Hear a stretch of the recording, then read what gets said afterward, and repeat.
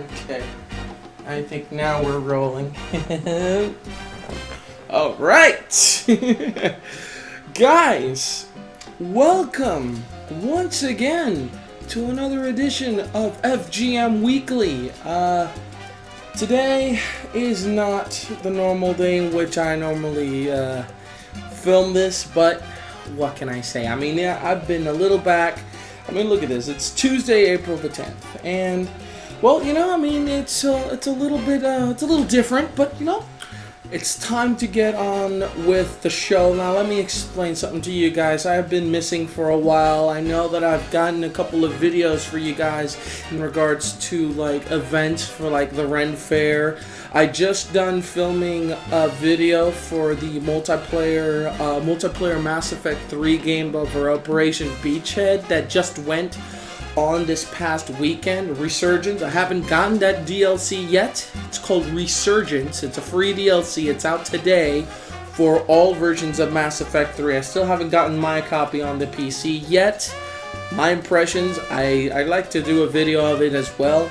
But let me explain to you guys. I've been trying to get on a consistent basis of doing videos of YouTube, but when it turns out, when you're living on your own and you've got people taking you out of your house, you know, to get you, you know, to feel better from being, but instead of being by yourself, it is sometimes a little difficult to get around and do videos. But I like to do videos now when I get a chance, and I'm putting my phone in mute because I know my friend Noah has his day off today, and I don't want him to call while I'm filming this. So I do know that he has his day off. He's gotten me hooked on Game of Thrones. Episode 2 from the season just started, and I'm crazy, you know. I mean, I can't wait. And videos from the Ren Fair, they're all live on YouTube at the Fico's Gaming Mind YouTube page. Some people have liked it. Some people, not very many people left comments, but it is my very first Ren Fair. It's a rough cut. It was like 51 clips, and it was fun. My God, was it different? It's an incredible experience, and I bought swords. That's something I've never done before in my life. When I saw the sword shop, I said, I'm gonna get myself a sword. I ended up actually bidding on swords in a makeshift Martin the Pirate's auction. This guy stands on the top of his weapon shop. The shop is shaped like a pirate ship, and here he is. He's launching. He's doing like these bids, and all of a sudden, it gets to me. And I'm like, oh, now you got a chance to win this. It's an empty sword rack. And then he starts adding sword after sword after sword after sword. And I reach up to $200, and bam! I won all those swords. That's right, ladies and gentlemen. I spent $200 on swords. And I haven't even mounted the sword rack. It's like right here next to me. But soon later, my plan is to put it up on the wall if I get the help to do that. If not, whatever, I just hang it somewhere where it looks cool, you know. I'll just hang the swords all around the apartment or whatever. But anyway, I'm glad to be giving you guys at least a little bit of the tidbits. It's been a slow week. This is like the midweek, so I'll just give you a little bit of the stuff that has kind of caught my attention. But before we get started, I want to get you guys a glimpse of what I'm drinking today. It's actually not that hard to confuse this with anything else. This is Crush. And I don't know. My friend Noah took me to the Game Academy, which he's got me now playing Magic the Gathering. And they sell these. And their limit to buy is $5. So I had to buy 3 of these. And then I had to buy candy because, I mean, it wasn't enough. I had to buy 4 of these, but I was like, and I drank like 2 of these on the way over there, on the way back to his house, because it was a hot day that day. So, but oh yeah, never go wrong, never go bad with the classics. I had gotten a Coke in bottle, and I said to myself, I'm gonna do this the next time, but it's been way too long. So But anyway, enough talk. Let's get on with the show. Let's get on with just there are very few articles to discuss, but there are a couple that got my attention, and there are a few that definitely caught a lot of people's attention. This one is actually not that new. This is stuff that has happened. I mean, in the course of last month, at the end of last month, including this first article, which is the rumors that the next PlayStation is going to be named Orbis. PlayStation for Orbis, PlayStation Orbis, just Orbis.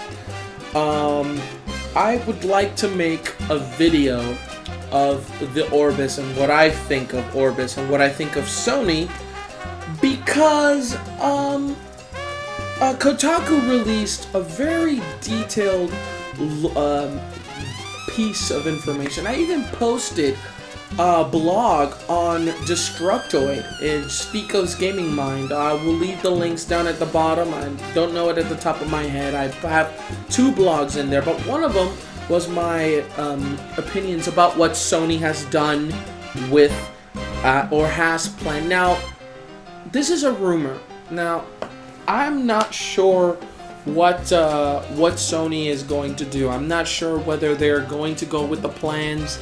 But Kotaku, and this is the scary part, the person who's reported this from Kotaku is actually a very reliable source.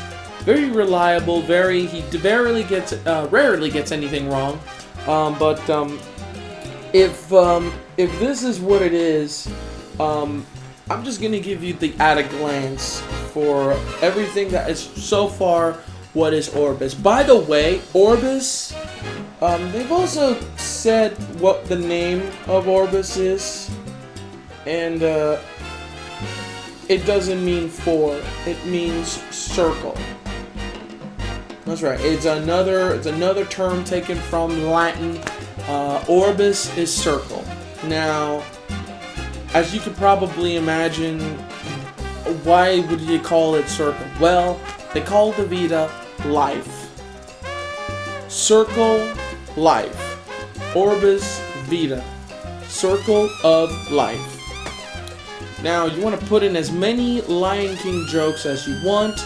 I already got my own. It's probably already been punned to hell. It's the Sony, the PlayStation Orbits, which you can definitely now take it with you wherever you go and order and get the best deals of your hotel of choice. And it's very, I don't know. I like the name Orbis better than Vita, but you won't like the Orbis when I start talking about how it's not compatible with PS3 games, how it will lock new games to a PSN account as an anti-used games measure. New games can actually be bought either on Blu-ray or downloaded, and for now the current specs are at an AMD 64, which is what my computer currently packs, and an AMD Southern Islands GPU. Now, the 2 main things, and this is what got me upset, and more information will be on the blog, and I hope to do a video one day, but yes, they are planning on making it not backwards compatible with the PlayStation 3 games. Now, they haven't said that Orbis is going to have a drive bay. They haven't said if it's going to be a Blu-ray, but it doesn't make sense to put a Blu-ray drive in their next generation console and not have it be compatible with its PS3 lineup. I call BS on that one, so we'll hold up on that one. Now this one, oh, by the way, this is actually the scary part, I remember, is that this part is actually the one which Sony has yet to deny and actually go on stating that it is what it is. Your games will not be compatible with the new Orbis, and that is a very, very, very, very troubling piece of information. But this one's even a little more crazy, which it says that it will lock new games to a PSN account, and this is as a way so that you cannot play used games on the Orbis. What does that mean? It means that when you buy a game, you have to be online to link that game into your PSN accounts. Think of it as Steam. For example, if you remember when you bought Half-Life 2, or recently when you bought Mass Effect 3, even if you bought the copy of Mass Effect 3 on a disc, and you're thinking to yourself, okay, well now I'm going to install this on my computer. You can, but you need to register that license key on Origin and let EA know that this copy is a legit copy that you own. So regardless, that's the Orbis. You have to be online, you buy a game, you have to link that game to your PSN account. Now, you're thinking, well, what if it's a used game? Well, that's the thing. It's going to not allow you to play used games. Instead, what it'll do is it'll have the games like as a trial mode, locked.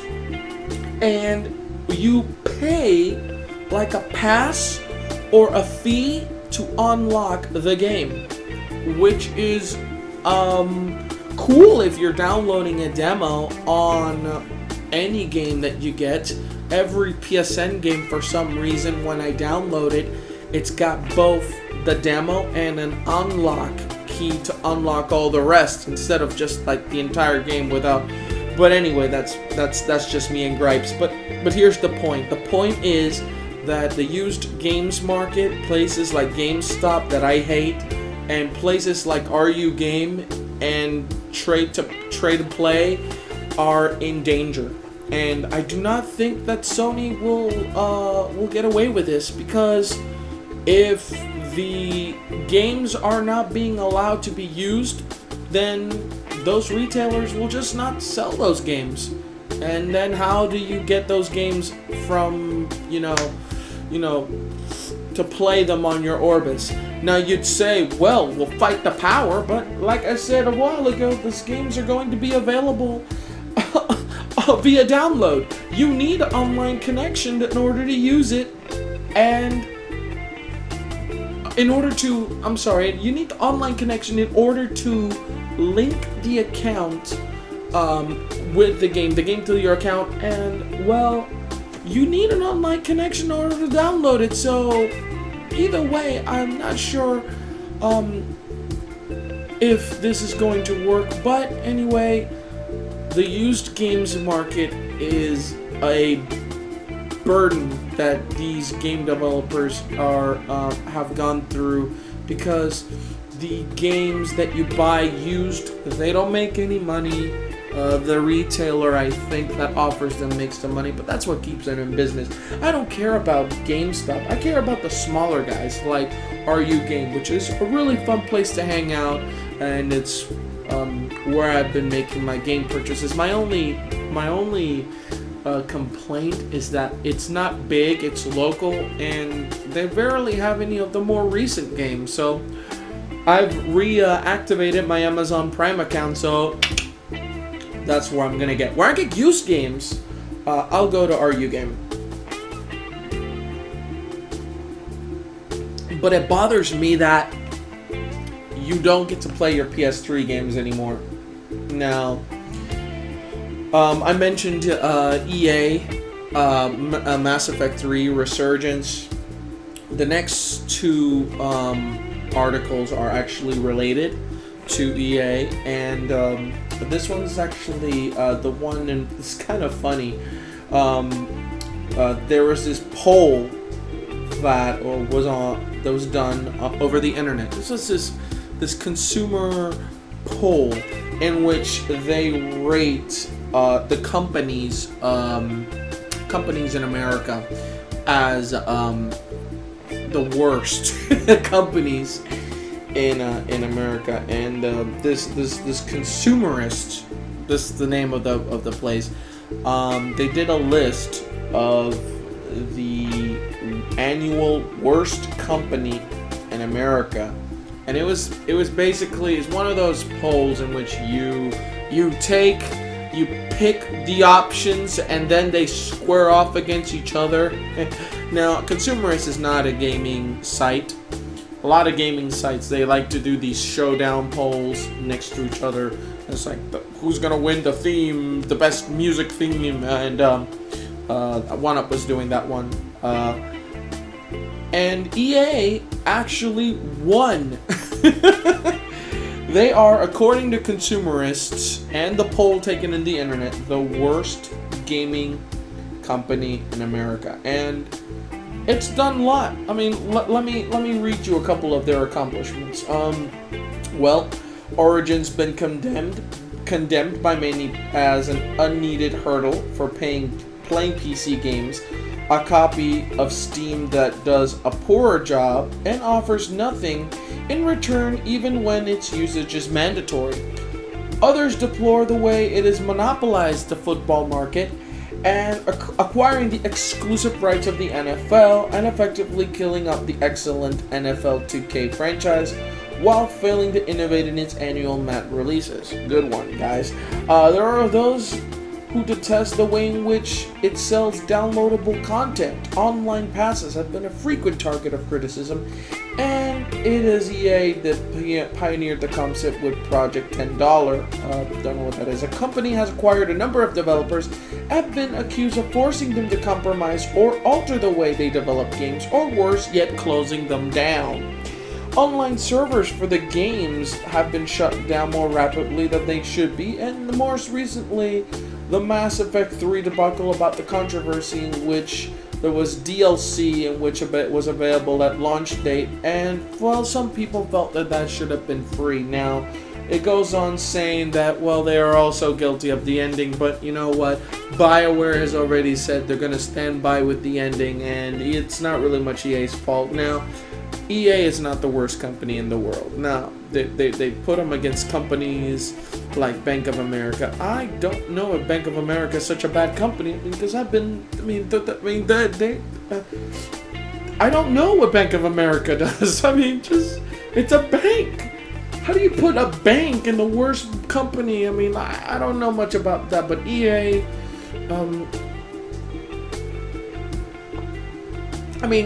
EA definitely does do things that are, that deserve it to be here. But are they the worst company? No, they're not. There are plenty companies that are worse.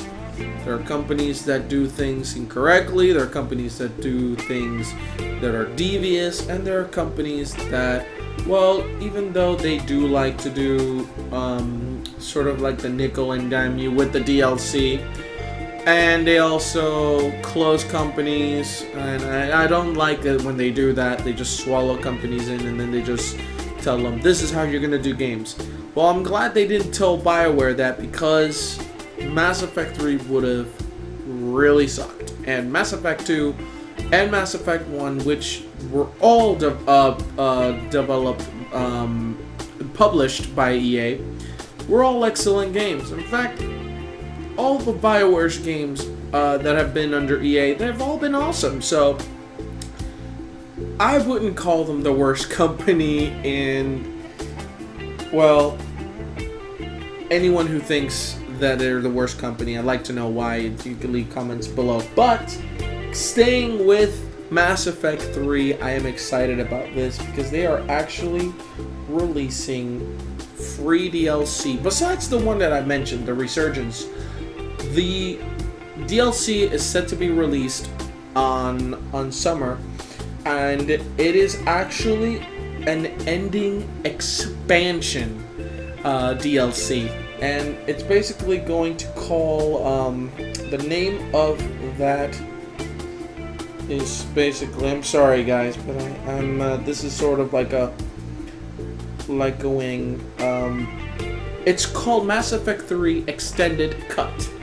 Now, basically, what the DLC is, I'll tell you first what it isn't. It isn't a new ending.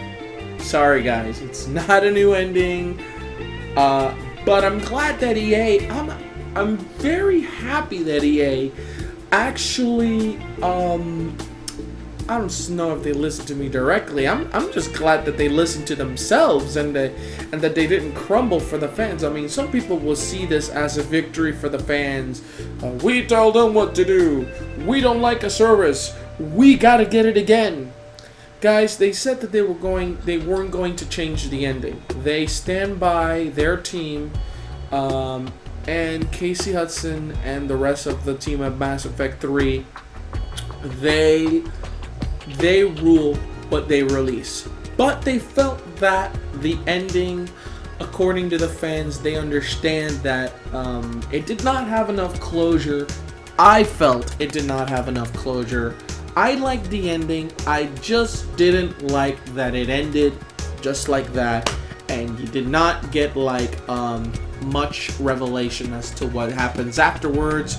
You're sort of given some hint at the end as towards the there will be more DLC to expand the experience. Now that makes me think one, is this because of the fan feedback, or was this already planned and released? I have a feeling this was sort of already planned and released, and the conflict and the drama and all this that we have just sort of consumed for the last month is all part of it. So, but it will expand on the ending. It will not change it. So don't ask for a new ending.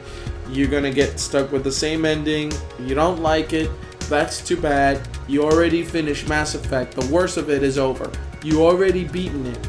But I personally liked it. But enough about that, because I've got my own video already posted on YouTube with my Mass Effect 3 impressions, including the ending. Spoiler free if you want to check it out.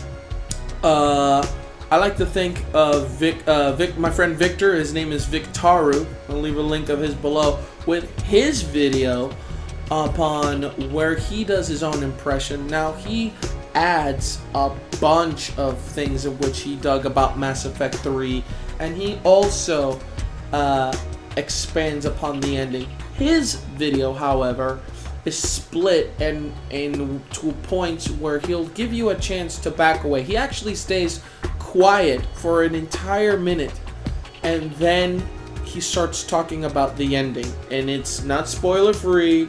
So I'm gonna give you guys a suggestion to see his video, but he will warn you when it comes time for it to. He's gonna start, giving his opinion about what happens in the end of Mass Effect 3. And I do appreciate him mentioning me in his video. He has a bunch of other videos happening now. A video in which it focuses on Steam games that we buy out of impulse, and then he goes, "Wow, I didn't know I had that in my collection." And I'm guilty. I'm guilty as charged. Steam is my guilty pleasure when it comes to spending. And I do have a bunch of games also, so maybe I could do a crossover one day with him. He's actually suggested it, and I want to call him and ask him, hey, let's do something, He's also got Let's Roleplay for Mass Effect. He's already doing the first game, so I think it's actually pretty cool. He's sort of like personifying himself as Commander Shepard. Now, with Mass Effect 3's extended cut, I hope that I will make another update about whether the extended cut will add multiple consequences based on games. I'm going to judge that solely by playing all 4 of my PC characters, thickened throughout the gaming campaign, and hopefully that'll get me some different endings. I'll also replay Mass Effect 3 with my original import from Mass Effect 2, the first one, and I do plan on seeing if there is a difference or not. But you know what? If there's a difference, if there's little differences, they do plan on actually expanding. This is like an epilogue-ish type of deal, and I hope that BioWare gives a little, closure for the people that have been complaining about this ending. And I said I supported them and their ending, and my position is is concrete with that. And with that, I will end this edition of Fico's Gaming Mind Weekly. This was episode number 7. This was Orange Crush Soda. This is Kid Icarus Uprising. Sorry, this camera stops recording after a certain time. This is the end of FGM number 7. This was Orange Crush. This is Kid Icarus Uprising.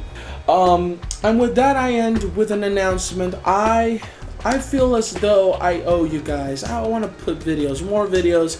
So, and my poor dear Hope Hog is begging me to use it. So what I'm going to do is I'm going to start my own video recording a series as well. A bunch of Xbox arcade games that I have been dying to play. I haven't played them.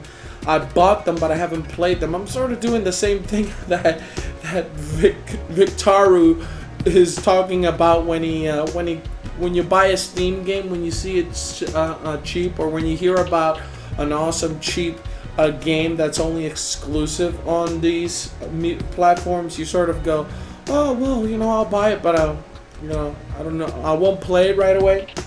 So what I plan to do is I will be posting videos and also impressions of those videos as well, but mostly it'll just be me duking it out. I haven't decided whether it'll be Let's Plays or just me recording and there'll be like cuts of the video. I think I'll do it that way because as I learned through the art of doing Let's Plays, it does seem like a bit of a dredge to just sort of kind of play those games, and the videos can be long, but I do plan on starting recording myself and adding videos frequently to YouTube of me and my impressions of Xbox arcade games. And I've just got a few on my list, but let me see. I've got a little bit of here. Just on the top of the list here, I've got Cinemora, which is one of the house party games that just got released.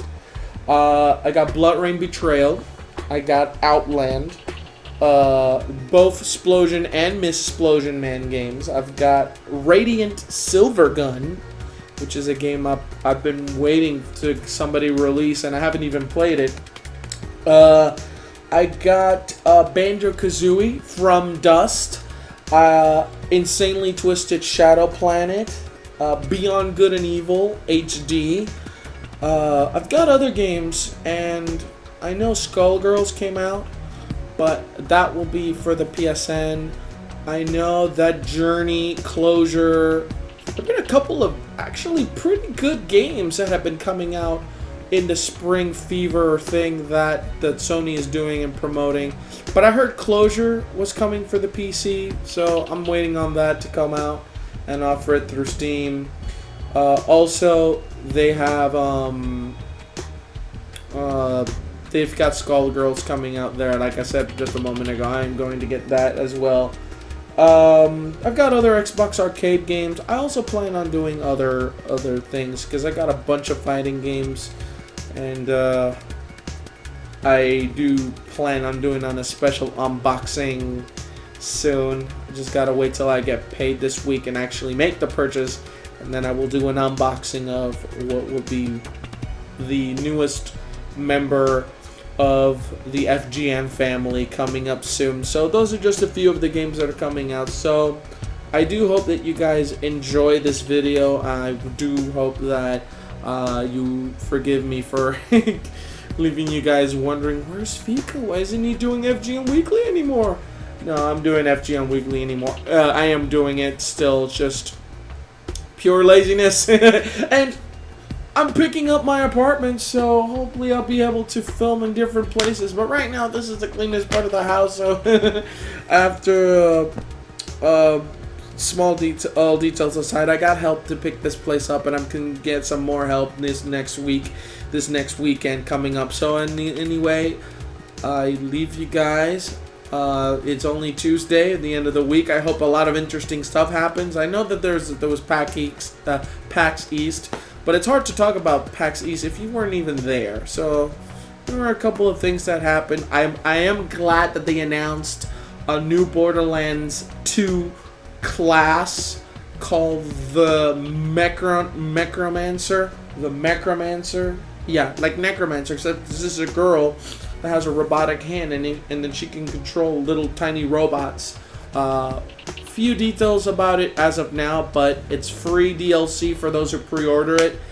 But that's a 5th class for Borderlands 2, which is slowly becoming my most anticipated game of this year. I do hope that Borderlands 2 is much more awesome as more awesome as its predecessor, because I really do love Borderlands 1. And Gearbox, we forgive you for Duke Nukem Forever. You guys did what you could, but the substance of what you were dealing with is old. But Randy Pitchford said he was going to bring this game to life, and he did it. I mean, it's Duke Nukem. I mean, it sucked to some people, but for those who like Duke Nukem, who really like Duke Nukem 3D, might get some enjoyment, but there are some shortcomings in it too. But you've been forgiven, because Borderlands 2 with the Doomsday theme from Nero that trailer is one of my favorite trailers. But anyway, I rambled for too much, so I'm going to leave you guys right now. This has been another edition of FGM Weekly. This is Fico, and this has been my gaming mind. Peace, love, and get uprising. Save Paulatina.